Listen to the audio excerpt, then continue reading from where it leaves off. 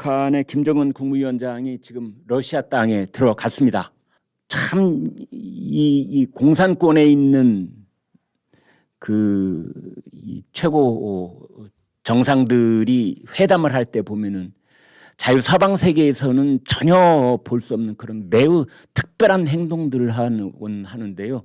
열차를 타고 이제 갑니다. 그 열차 이름이 태양호랍니다. 태양. 하늘에 떠 있는 태양. 열차 1호 열차 태양. 지금 이제 저 사진 김정은 북한 국무위원장이 러시아를 방문해 북러 정상회담을 가질 예정이라고 보도를 했다 이러는데, 여러분 이렇게 보시면 됩니다. 두만강이 이렇게 흘러내리잖아요. 백두산에서 이제 동해안 쪽으로. 그러면 그 두만강이 거의 끝날 지점에 다리가 하나 있습니다. 그 다리가 조선 러시아 우정의 다리입니다. 이제 그 다리를 건너면 두만강에 딱 붙어 있는 도시가 있는데 러시아 땅입니다. 거기가 핫산입니다. 핫산.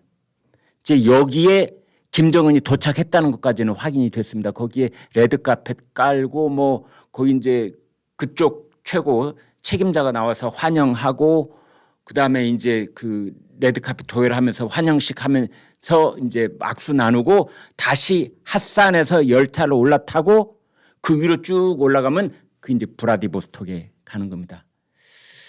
그래서 지금 정확하게, 물론 제가 모른다 뿐이지 미국 정보당국, 한국의 정보 자산 여기서 다 지금 포착하고 있고 김정은의 열차를 계속 추적하고 있을 겁니다. 특히 러시아 땅에 들어간 이후로는 이미 다 유성이 보고 있을 겁니다. 그 이제 김정은 열차가 지금 어디가 있는지 한미 정보당국은 파악을 하고 있을 겁니다. 저는 그렇게 믿습니다.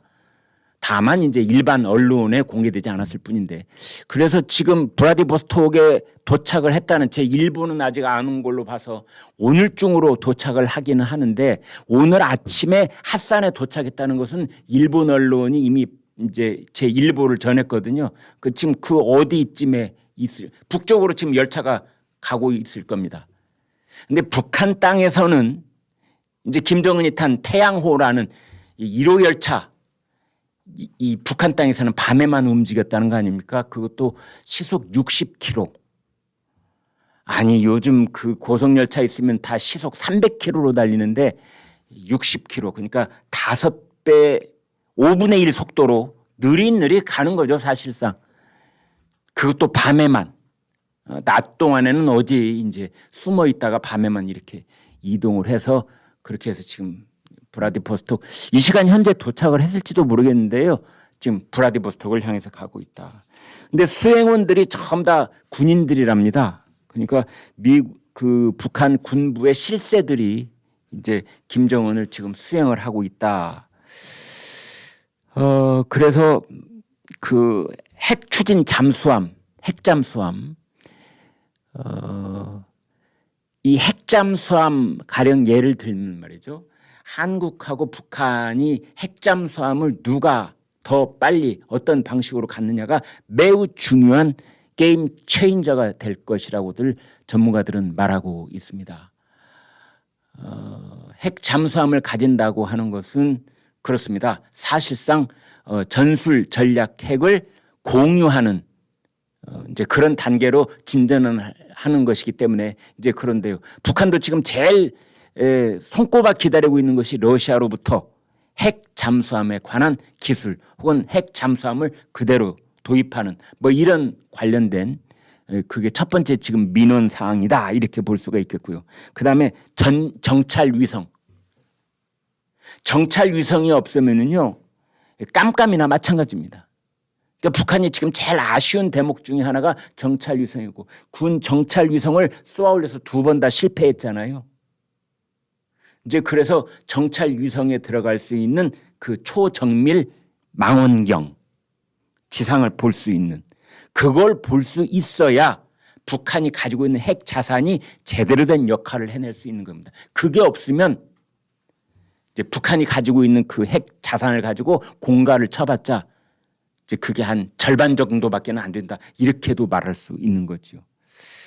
그다음에 이 전술핵 탄두, 그 탄두를 소형화해서 주로 이제 한국하고 일본을 상대로 해서 노골적인 위협을 가할 수 있게 이제 그런 핵탄두의 소형화 이런 기술, 그다음에 대륙간 탄도미사일이 이 가령 북한에서 미국 본토를 향해서 쏘아 올렸다 하면 여기 제일 어려운 기술 중에 하나가 대기권 밖으로 이 미사일이 밖으로 나갔다가 대기권에 재진입할 때 그 탄두 부분이 6,000도의 열이 가해진다는 거 아닙니까? 그런데 이 6,000도의 열을 견뎌낼 수 있는 그 탄두의 재질, 웬만한 건 다 흐물흐물해지거나 타서 없어지는 거죠. 그 흐물흐물해지는 상태를 플라즈마 상태라고 하는데 그걸 견뎌낼 수 있는 소재를 만드는 것이 엄청난 그 첨단 기술 중에 하나입니다. 이제 그래서 북한이 지금 김정은이 푸틴을 만나서 넘겨받고 싶은 것이 바로 이제 그러한 기술들이다. 대신에 북한이 러시아 쪽에 내줄 수 있는 것은 그렇습니다.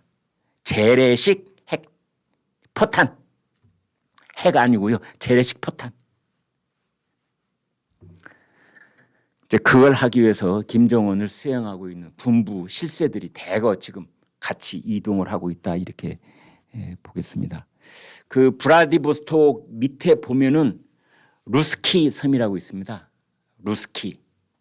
브라디보스톡 바로 밑에 있는 배 타고 가는 것이 아니고요. 그냥 연육교로 연결되어 있는 이제 거기 가면은 거기 극동 연방대학이라고 있습니다. 러시아 대학이죠. 거기에서 동방 경제 포럼 이라는 이제 국제 행사를 하는데 거기에서 푸틴과 김정은이 만난다. 그런데 그 동방 경제 포럼에서 정상회담을 하는 건 아니고 정상회담을 하는 장소는 북쪽에 있는 모스토치니 첨단 우주기지 아니면 하바롭스크주로 가서 이제 정상회담을 할 가능성. 하바롭스크에서는 김정일이가 김정은의 아버지 김정일이가 거기서 정상회담을 한 적이 있습니다.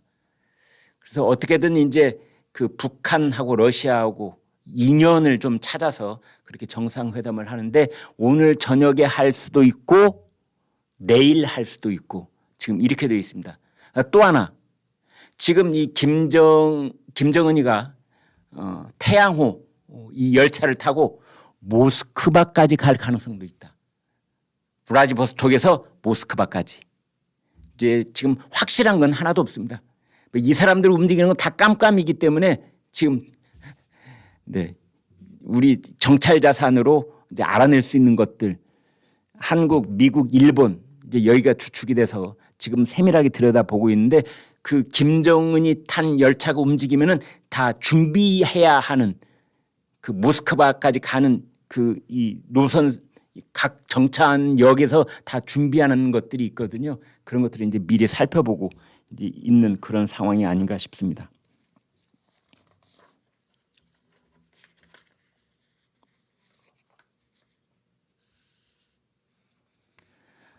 그런데 오늘 아침에 새로 전해진 속보를 하나 보니까 그 러시아 관리가 한 회의에서 이런 말을 했더라고요.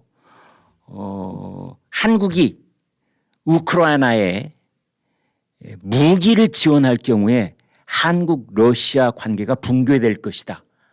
뭐 이렇게 또 협박을 했다는 속보가 전해지고 있습니다. 그런데 지금 미국 쪽에서 그 전직 이 고위 당국자들이 하는 이야기가 있습니다.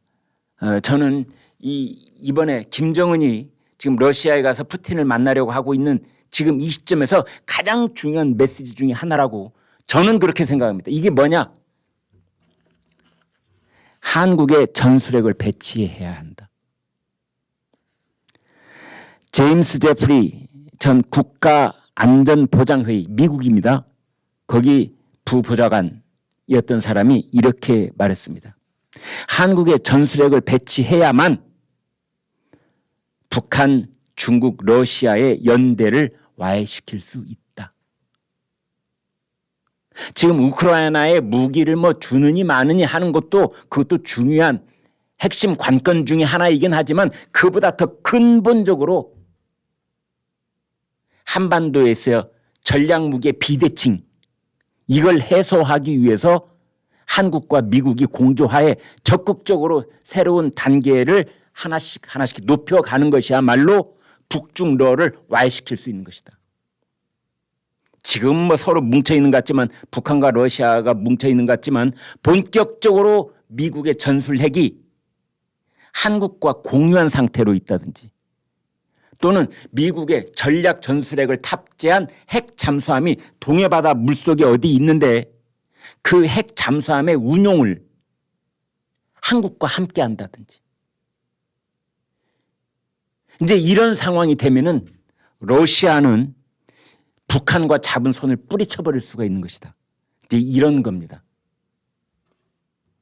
지금 북중러, 북한, 중국, 러시아가 서로 공조를 하고 있는 것처럼 보이지만 만약 미국의 전술핵이 대한민국과 공조하에 여기저기 배치가 되고 운용이 되고 한다는 것이 분명해지는 순간 이것은 러시아와 중국이 자기네들에 대한 이 북한이 문제가 아니다. 이제는 자기네들에 대한 그 어떤 직접적인 위협의 증가라고 보고 지금 북한하고 손잡고 장난칠 때가 아니다.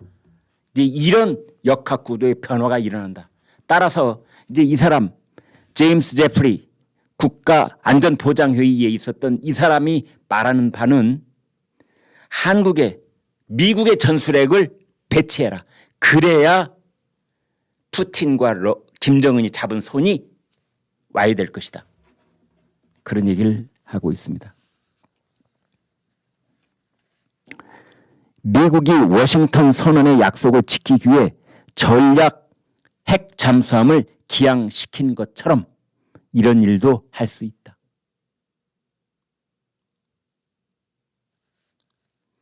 엘브리지 콜비 전 국방부 부차관보 이렇게 얘기를 했습니다. 핵 잠수함이 한국군과 함께 실전 배치되거나 미국의 전략 핵 미사일과 전술 핵 미사일을 탑재한 핵 잠수함, 미국의 핵 잠수함 그것을 한국군과 함께 실전 배치한다. 물론 그 핵 미사일을 잠수함에서 발사를 할 때 최종적으로 단추를 누를 수 있는 그런 권한은 미국이 갖고 있다고 하더라도 그것을 공동으로 운용하고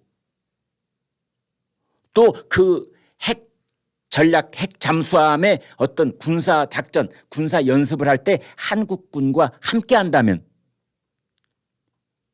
그것은 게임 체인저가 된다. 푸틴과 김정은이 하는 이런 장난질에 대해서 바로 그 손을 뿌리치게 만들 수 있다. 핵 공유 협정에 한국을 포함시켜라. 지난번에 그 윤석열 대통령이 워싱턴에 가서 워싱턴 선언을 했을 때 거기에 핵 공유 협정 이거는 거기 들어있지 않았었거든요. 그걸 이제 명문화할 필요가 있다. 이런 얘기가 나오고 있고 그래서 김정은 입장에서 봤을 때 혹은 푸틴 입장에서 봤을 때 혹 때려다가 혹을 10개쯤 붙일 수도 있다는 그런 압박감을 주는 것이 가장 유일한 해결책이다. 여러분은 어떻게 보십니까?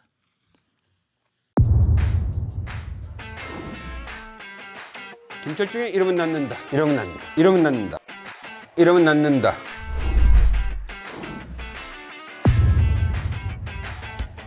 (24시간) 연석혈당 측정이 가능해지면서 어마어마한 새로운 세상이 열리기 시작한 거잖아요. 저희가 서울 알고리즘이라고 서울이라는 이름을 붙여가지고서 이제 별명을 만드는 건데요. 당뇨병의 치료 엄청나게 효과 좋은 약들이 막 나왔잖아요. 그래서 체중과 혈당을 다 잡을 수 있는 거죠. 단독 투여만으로도 이거 엄청난 약이네 그러면. 그렇죠. 소변으로는 당이 프로는 얼마나 빠져나갈 것 같으세요? 하루에? 이거는 신장한테 물어봐야 될 것 같은데. 안 빠집니다. 당뇨라면 혈당 관리를 위해서 본인이 하는 건 뭔가요? 하도 질문을 많이 받았어요. 그렇지. 어떻게 먹어야 되느냐. 그래서 나름대로 이제 3가지 정도 원칙을 가지고 있습니다. 첫 번째는 이 시대의 명의를 만나는 시간, 명의의 전당 김철중입니다.